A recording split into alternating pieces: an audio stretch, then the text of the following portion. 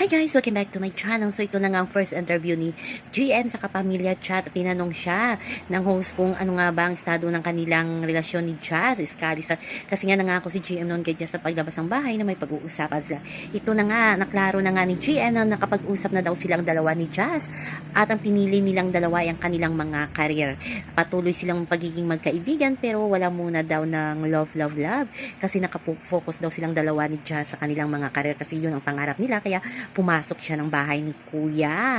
So halatang halata na talagang GM Fiang na ang ilalayag at ito na nga makikita talaga sa mukha ni GM, lumiliwanag ang mga mata pag si Fiang na ang tinatanong at ito nga ang tinanong bakit best man daw ang tawag sa kanya ni Fiang.